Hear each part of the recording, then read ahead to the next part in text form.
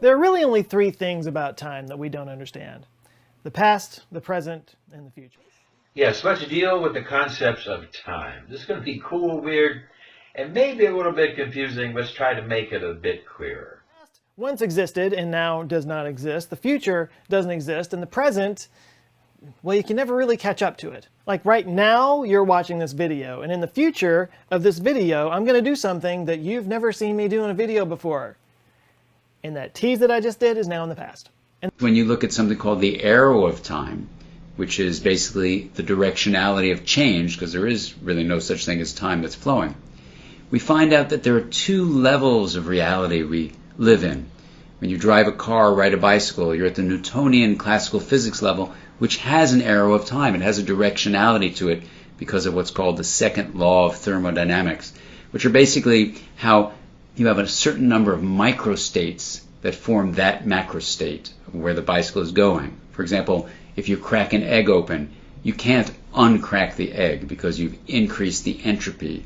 That is, the number of microstates that make up the cracked egg is much higher than the number of microstates that would make a put together egg. That's why you can't uncrack it at the Newtonian level. We live in a world where timing is very, very important.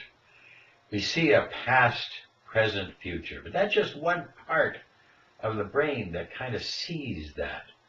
Actually, what we find is that there's a different part of the brain where the future affects the past. There's a different part. That things certain times break down in the timing. There's actually a different from unconscious. There's a thing called the hypnagogic state, a pontine spike, where you're drifting off into sleep.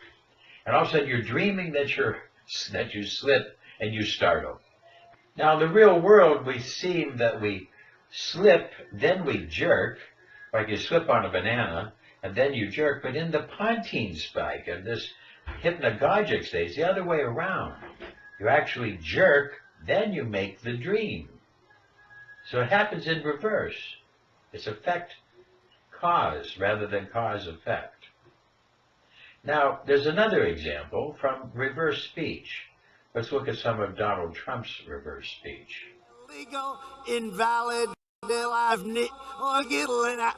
so they're pursuing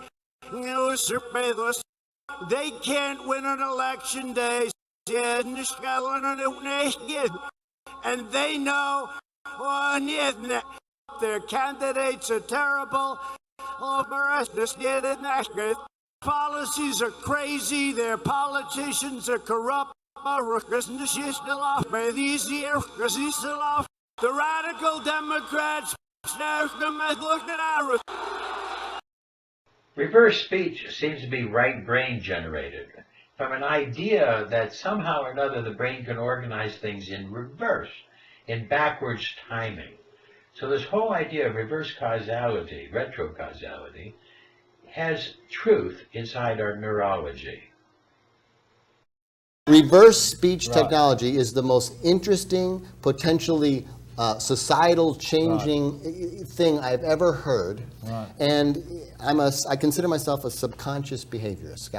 We're fascinated here with anything that the subconscious controls. And this idea of reverse speech is just phenomenal. So the name reverse speech refers to hidden messages in our speech. The theory is that as we're speaking, we're creating the sounds of our speech in such a way that we're saying two things at once, one forwards and one backwards. This is a natural function of language. All of us are doing it all the time.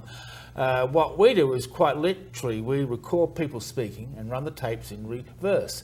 And when you run the tapes backwards, about once every 30 seconds or so, you can hear a very clear phrase amongst the gibberish. That is what is happening on the conscious as well as the unconscious level.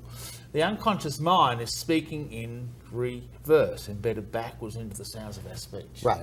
Now it's absolutely amazing, but children can develop this backward speech at a very early age, and it can be demonstrated and shown. Now, the strange thing is that the brain can actually operate in a backwards manner through time. Rather than subject, predicate, object, it has to work object, predicate, then subject, and it indicates a different function of time. Because microstates accumulate together to form macrostates. And these macrostates, like a car or bicycle or the egg, have an arrow of time. But here's the amazing thing. The mind may be an emergent property of energy flow. Like electrons and photons are examples of energy. They're smaller than molecules, smaller than even the brain. And so when you look at mental life as a possible emergent property of energy, you realize that its properties are not Newtonian classical physics properties like pushing on something with forces or gravity, but rather they are quantum rules which involve probability distributions and involve the act of consciousness, in some interpretations of quantum physics, on energy probability itself. And what that means is that your state of awareness can actually shift energy. Now I say this because the arrow of time does not exist at the quantum level. These may be thought of as microstates that have no arrow of time, whereas the accumulation of many microstates into a macrostate does have an arrow of time. You guys, this is crazy. Scientists have created a whole new kind of matter. Yeah, time crystals are here. On Earth are time crystals. The idea was first proposed in 2012 by Nobel laureate Frank Wilczek of MIT. He suggested a type of matter that exhibits a sort of fundamental oscillation over time. So some property of the material goes through a repeating cycle. These time crystals have properties we have never before seen in other matter. Usually, matter is motionless at its resting state and only has potential energy until kinetic energy is introduced to it. For example, a ball at rest is chock full of potential energy. Yes, the world is full of potential energy. And the examples of the Newtonian physics, energy in, energy out, and the flow of energy through time. This is what we see in our macro world. We see things like here a glass of water, which actually water has a liquid crystal state. But yet, as we pour it, there's a uniformity, a consistency. There is a Brownian motion as long as there's temperature. But then once this becomes crystal, then it remains a structure. But a time crystal has a structure in time. When it's kicked, that energy is converted to kinetic energy, the energy of motion. But time crystals actually move at their resting state or ground state, and that's when atoms have the lowest amount of energy. But how does that make it a time crystal? The analogy is that regular crystals have a periodic cycle through space. Molecular patterns repeat again and again along their lattices. Time crystals repeat some internal state with constant separations in time. The name time crystal is somewhat out there. They're like a ball that is forever in motion. In other words, they're always unstable, down to the atomic level. They are the first non-equilibrium matter ever created.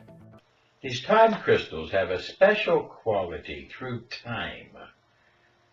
They have a repeating effect through time. Regular crystals are an arrangement of atoms in repeated three-dimensional patterns called a lattice. The patterns are duplicated through space, whereas time crystals duplicate their patterns through space and time. They are essentially four-dimensional crystals. So through these time crystals, there's an open door for us to be able to take our consciousness and work through time as well. I should also add that while these systems do break continuous time translational symmetry, they have a different type of symmetry, discrete time symmetry. That means if you shift forwards or backwards in time in steps of exactly their period, they will return to the same state. In theory, the time crystals could move without the application of energy because they would be designed to be inherently unstable, breaking the symmetry of time, resulting in atoms that are in perpetual motion. Scientists are using the term discrete time crystals to describe such systems. Time crystals could have their first application in quantum computing. Perhaps the most popular approach to building a quantum computing memory element is to use electron spins, which... Once the theory of time crystals was out there in the ether, researchers focused on coming up with methods to create this new matter that could break time symmetry. Time crystals could also help bridge the gap between quantum mechanics and general relativity. Before this year, time stood out as a major symmetry that hadn't been broken. This is like jiggling jello and have it move when you weren't poking it. Researchers had essentially broke the time symmetry and created a new form of non-equilibrium matter that continued moving even at the ground state. And, unlike in relativity, quantum mechanics treats space and time very differently to each other. Now that we've seen matter settle into discrete lattices in time, just like in regular crystals, perhaps it's a first step in a quantum union of space-time. Researchers have also remarked that their creation of time crystals is evidence that time symmetry can be broken and that non-equilibrium matter can exist. So these time crystals, which have broken the fisthold that time, past, present, future, has had, offer us a place that might be able to allow us to affect retrocausality better. 1927 saw the invention of the first quartz crystal clock. This uses the piezoelectric properties of quartz that vibrates at 32,768 hertz, giving it an accuracy of 6 parts per million. But the piezoelectric effect is very interesting because it can tell us that if we apply pressure to certain crystals, we can generate an electric current. Also, if there's a current that's applied, it can generate the pressure. So thereby, we have the piezoelectric effect. This is part of the principle of the quartz clock. Now, by utilizing this with time crystals, could we not generate a time crystal that would be able to, through time, affect things and allow for the development of retrocausality? Can the laws of physics also predict the choices that people make? Are there fundamental rules that, when everything is set in motion from a given starting position, lead us inevitably to one and only one possible outcome? Einstein could not accept ideas of entwinement. He called it spooky action at a distance. He knew it was real, but he couldn't really put it into his framework. We needed a new idea. His theory of relativity tells us we live in something called a block universe, in which all of space and all of time are laid out like a roll of film, where the past, present, and future all exist at once. the present is right this very moment. And ironically, by the time you've even processed that moment, it's already in the past. Means the future can affect the past just as the past affects the future. The future is not just some series of random events. There are correlations between the present and the future that we can predict. That's what science does. Deep revelation that helped me understand the nature of awareness, in that the knowing quality of consciousness can feel arrow-free. And yet the knowns, the things we're aware of, like your bicycle moving down the street, has an arrow-bound quality to it. And so for the first time in my life, I was able to explore and explain this deep nature of an arrow-bound time experience and an arrow-free timelessness that we can both experience within consciousness. You know intuitively that your actions today will influence your circumstances tomorrow. But imagine turning this scenario backwards, that your actions in the future may actually be influencing your circumstances today. The delayed choice experiment has told us that there is an ability that if the observer makes his observation in the future, that it can affect things in the past. This has now been a hallmark for us to understand our physics and to understand quantum theory, that the future can affect the past. In the course of making these predictions, it's more natural to think of the universe as being one continuous structure rather than being a bunch of frames cut up and spread all over the floor. Quantum entanglement. As we'll see in the future, entangled particles really are able to influence each other instantaneously. And we'll see that their non-locality doesn't violate causality. Ken believes that all events, even quantum events, have a definite starting point and a definite ending point. But there is uncertainty in what happens in between. So perhaps they can even affect coherence and decoherence retroactively and physically without making a causal mess. Perhaps this thing we call observation is just entanglement between the observer and the experiment. Way to make sense of this is retrocausality. The idea that it is our future choice that causes that uncertainty.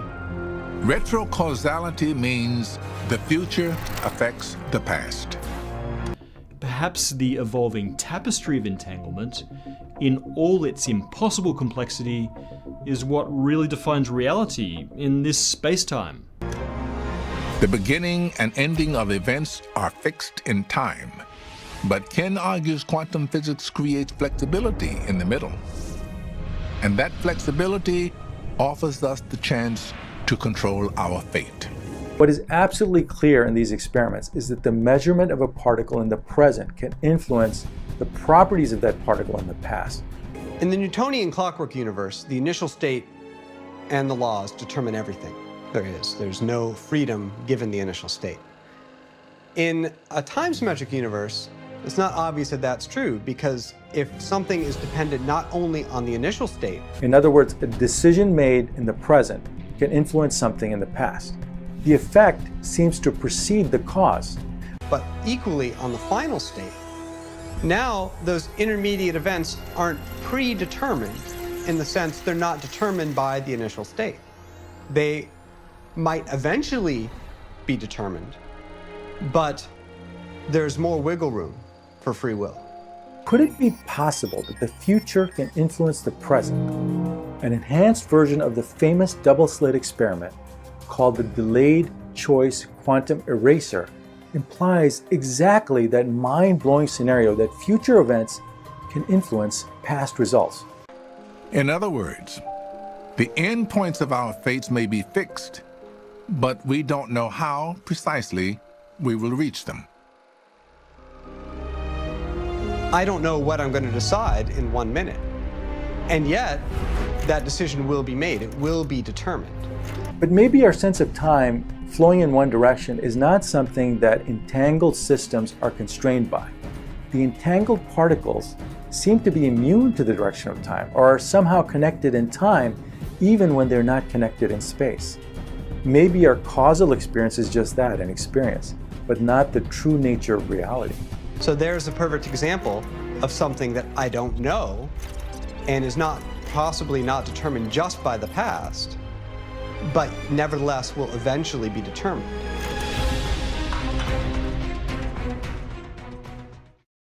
Scientists reverse time using quantum computer. Yes, you heard that right. A group of researchers managed to reverse the flow of time during an experiment they conducted on a quantum computer. Let us explain.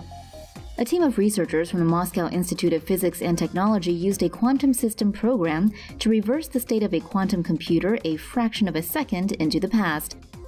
According to the paper published in the journal Scientific Reports, they performed the experiments on 2 quantum bits, also known as qubits. Qubits are represented by a 1, a 0, or both at the same time. During the first stage of the experiment, the 2 qubits were unaltered. In the second stage, called degradation, scientists used a computer program to alter the order of the previous stage, causing the qubits to become a random assortment of 1s and 0s. The process is then followed by the time reversal stage. At this time, the program reverses the chaotic effect of the qubits. Finally, during the regeneration stage, the qubit reverts to the same original state before it had been disrupted by the computer program. The program was able to successfully restore 85% of the cases where 2 qubits were involved. Through this program, the researchers were able to create a state that evolved against the second law of thermodynamics, which states that the state of entropy or disruption of the universe increases over time, meaning that changes of a state in a closed system can remain static but cannot be reversed. The researchers used the example of cue balls on a pool table. Imagine them formed in a pyramid shape at the center and then being hit, causing them to disperse. Now imagine the process in reverse. The balls retrace the path they took when they were hit and return to the original triangular formation. This is similar to what the researchers accomplished with quantum bits. Although this doesn't mean we will be traveling through time on a DeLorean anytime soon, it will help us achieve a deeper understanding of quantum physics and time. only time that really matters is right now. No matter what you're doing, whenever and wherever you are living in a perpetual now. The moment you are living right now is the only time that moment is ever going to happen in all of history. So make the most of it. Light is coming from a quasar, a couple of thousand light years away. And it's having a gravity effect around a galaxy so that the photons are hitting us at the same time. And that yet, the observation of these photons can affect the past. Now, it's very difficult to believe that it can affect such a long-range reaching idea of the past. Hard for us to deal with, but yet science is hinting that we can affect the past with our observations. The depression comes from living in the past, and anxiety comes from living in the future. But happiness, that comes from living right now. So the delayed choice experiment, the ideas of entanglement, entwinement, the whole idea of now time and different energy is taking a new effect as we start to see that our conscious system, through observations, is having the ability to affect the past. And if we could build a time clock that would allow us to intensify this action, could we then be able to affect our past and improve our lives? So we take our time crystals. These are crystals that are made as a different type of matter, independent of most time. Now, if we take then and put the time crystals in between two magnets, a constant set of pressure, this will produce a piezoelectric type of effect, a type of voltage. The time crystals thereby, next to the piezoelectric crystals, will create a fluctuation which will make a type of current that has a timeless capacity to it. Now, if we take this process, run it through a caduceus coil, like we see here, the type of caduceus coil, and this type of caduceus coil, which will have a space-time effect and create a non-Hertzian waveform. Non-Hertzian meaning independent from time. So now we've made ourselves a time event.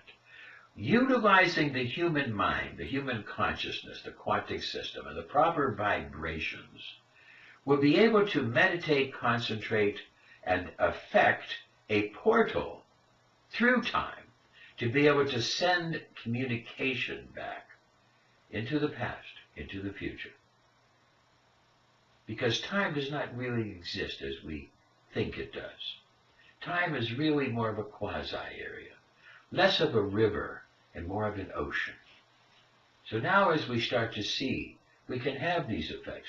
So what have we learned through this process? Time as we perceive it does not really exist. Our minds are quantic in nature. Quantic systems have a timeless quality. Observations determine reality. Firm observations are resistant to change. A firm observation is difficult to change because it has been made. But see, subtle information, subtle observations of the past can be changed by concentration, quantic concentration from the future. Recreating, restructuring the past is possible with focused intent. The time crystals will allow us to have more of an effect over the time and to amplify our own abilities. We can make a scalar, non-Hertzian timeless field. We can set up the tachyon time vibrations, and our quantic mind can be trained to communicate and thus affect the past or the future. So through focused intention, we can learn to affect the past. Here's a little taste.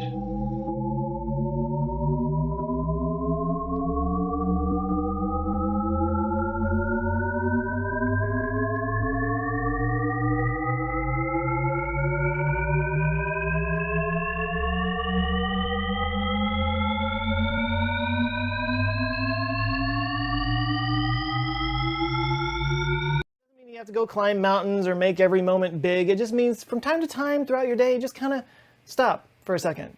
Just soak it in.